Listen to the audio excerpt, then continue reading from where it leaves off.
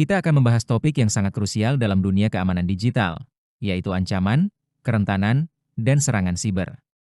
Di dunia yang serba terhubung ini, memahami bagaimana penjahat siber bekerja adalah langkah pertama kita untuk membangun pertahanan yang kokoh. Sebelum kita melangkah lebih jauh, ada 5 target utama yang ingin kita capai. Saya berharap setelah sesi ini, Anda mampu menjelaskan ancaman umum di berbagai domain, mendeskripsikan metode penipuan atau deception, memahami berbagai jenis serangan jaringan, mengenali ancaman pada perangkat nirkabel atau mobile, dan terakhir, memahami kerentanan pada aplikasi. Apa itu domain ancaman? Sederhananya, ini adalah area kontrol atau perlindungan yang bisa dieksploitasi oleh penyerang. Penyerang tidak hanya masuk lewat internet. Mereka bisa menggunakan akses fisik langsung ke server, memanfaatkan sinyal Wi-Fi yang meluber keluar gedung, menggunakan perangkat Bluetooth, hingga mengirim lampiran email berbahaya atau menitipkan malware di USB flash drive yang tertinggal. Ancaman siber tidak selalu berupa kode komputer. Kita bisa mengelompoknya menjadi 4 kategori besar. Pertama, serangan software seperti virus dan DOS. Kedua, human error atau kesalahan manusia, seperti salah mengonfigurasi firewall. Ketiga, sabotase, yaitu perusakan sengaja terhadap sistem. Dan keempat, kegagalan utilitas, seperti mati listrik yang menyebabkan sistem offline dan tidak terlindungi. Siapa yang melakukan serangan? Ada 2 sumber. Ancaman internal berasal dari orang dalam, bisa karyawan aktif atau mantan karyawan yang sakit hati. Mereka punya akses, jadi dampaknya bisa sangat besar. Sementara itu, ancaman eksternal berasal dari pihak luar, mulai dari peretas amatir hingga kelompok terorganisir yang didukung negara atau aktor teroris. Ada pepatah di dunia keamanan hanya sekuat mata rantai terlemahnya, dan seringkali pengguna atau manusia adalah mata rantai tersebut. Mengapa? Karena kurangnya kesadaran keamanan, mengunduh file sembarangan, atau mengabaikan kebijakan perusahaan. Ingat, tidak ada solusi teknis secanggih apapun yang bisa menutupi perilaku pengguna yang ceroboh. Sekarang kita bicara tentang ancaman yang lebih kompleks. Ada yang disebut Advanced Persistent Threat atau APT. Ini bukan serangan sekali pukul, tapi penyusupan jangka panjang yang sangat rapi dan sulit dideteksi. Selain itu, ada serangan algoritma, di mana penyerang mengeksploitasi logika software yang sah untuk memaksa perangkat bekerja berlebihan hingga rusak secara fisik. 2 penumpang gelap yang paling berbahaya adalah backdoors dan rootkits. Backdoor adalah pintu belakang yang sengaja dibuat agar penyerang bisa masuk lagi tanpa harus melewati prosedur login normal. Sedangkan rootkit lebih jahat lagi, ia memodifikasi sistem operasi agar dirinya tidak terlihat oleh antivirus. Jika perangkat terkena rootkit, biasanya satu-satunya cara adalah menghapus total seluruh data atau WP. Keamanan siber bukan hanya soal teknologi, tapi soal psikologi. Social engineering adalah teknik manipulasi agar seseorang memberikan informasi rahasia. Contohnya adalah pretexting, di mana penyerang berbohong pura-pura jadi admin T, atau quid pro quo, ia menjanjikan hadiah jika Anda memberikan data pribadi. Ada beberapa taktik yang sering digunakan penyerang untuk menipu kita. Mereka bisa menggunakan otoritas, berpura-pura jadi bos Anda agar Anda patuh. Mereka menggunakan urgensi, menciptakan kepanikan agar Anda bertindak cepat tanpa berpikir. Mereka juga bisa menggunakan konsensus atau bukti sosial, meyakinkan Anda bahwa semua orang sudah melakukannya, jadi Anda merasa aman padahal sedang dijebak.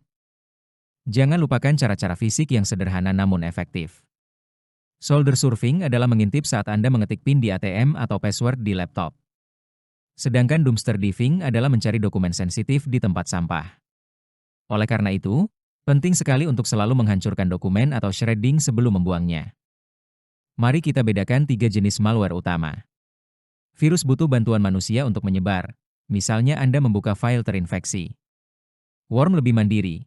Ia bisa menggandakan diri dan menyebar lewat jaringan secara otomatis tanpa interaksi pengguna. Sedangkan Trojan adalah serigala berbulu domba. Ia tampak seperti aplikasi berguna, namun membawa niat jahat di dalamnya. Tujuan serangan DOS sangat sederhana, membuat layanan tidak bisa diakses oleh pengguna yang sah. Penyerang bisa melakukannya dengan membanjiri jaringan dengan trafik yang sangat besar sehingga sistem lumpuh, atau mengirimkan paket data yang sengaja dibuat cacat agar sistem penerima mengalami crash. DNS adalah buku telepon internet yang mengubah nama domain menjadi alamat IP. Penyerang bisa melakukan DNS spoofing untuk mengarahkan Anda ke situs palsu, atau bahkan domain hijacking, yaitu mengambil alih kontrol domain secara total dengan mencuri email administratif sang pemilik domain. Dalam serangan man in the middle, Penyerang berada di tengah-tengah komunikasi antara Anda dan server, mencegat dan mengubah data tanpa diketahui. Versi selulernya disebut MITMO, Man in the Mobile. Serangan ini sangat berbahaya karena bisa digunakan untuk mencuri kode OTP atau verifikasi dua langkah dari SMS Anda. Zero Day Attack adalah ancaman yang mengeksploitasi celah keamanan yang belum diketahui oleh vendor pembuatnya. Tidak ada pertahanannya karena belum ada obatnya. Sementara itu, keylogging adalah perekaman setiap ketukan keyboard Anda. Bayangkan, username, password, hingga data kartu kredit Anda dikirimkan langsung ke tangan penyerang secara real-time. Saat ini banyak organisasi pindah ke cloud melalui model SaaS, PaaS, atau IaaS. Memang efisien, tapi cloud juga menjadi target empuk. Ancaman di cloud meliputi pemindaian port yang tidak sah, kesalahan konfigurasi perangkat virtual, hingga pencurian data sensitif yang disimpan di pusat data pihak ketiga. Di jaringan nirkabel, kita harus waspada terhadap evil twin, hotspot palsu yang namanya mirip dengan hotspot asli di kafe atau bandara. Di dunia Bluetooth, ada blue jacking yang sekadar mengirim pesan sampah.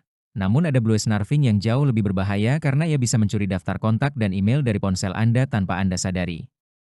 Aplikasi web seringkali punya celah. Cross-site scripting atau XSS terjadi saat penyerang menyuntikkan skrip jahat ke halaman web yang Anda buka. Selain itu, ada serangan injection, seperti SQL injection, di mana penyerang memasukkan perintah database ke kolom input, seperti kolom search atau login, untuk membobol seluruh data perusahaan. Email tetap menjadi media favorit penyerang. Selain spam yang mengganggu, ada phishing yang bertujuan mencuri data. Jika serangannya sangat spesifik pada satu orang, itu disebut spear phishing. Dan jika targetnya adalah ikan besar seperti CEO atau direktur, kita menyebutnya serangan waling. Setelah tahu ancamannya, bagaimana kita bertahan? Pertama, edukasi karyawan. Kedua, pastikan semua patch dan update software sudah terpasang. Jangan pernah abaikan notifikasi update. Ketiga, gunakan konfigurasi firewall yang ketat, enkripsi Wi-Fi yang kuat, dan selalu gunakan VPN jika terpaksa harus menggunakan Wi-Fi publik. Sebagai penutup, ingatlah bahwa pertahanan terbaik adalah pendidikan dan kewaspadaan. Ancaman siber akan terus berkembang dan menemukan cara baru untuk menipu kita. Teruslah belajar, bagikan informasi ini kepada keluarga dan kolega Anda, dan selalu perbarui pertahanan digital Anda. Sampai jumpa di sesi berikutnya, dan tetaplah aman di dunia siber.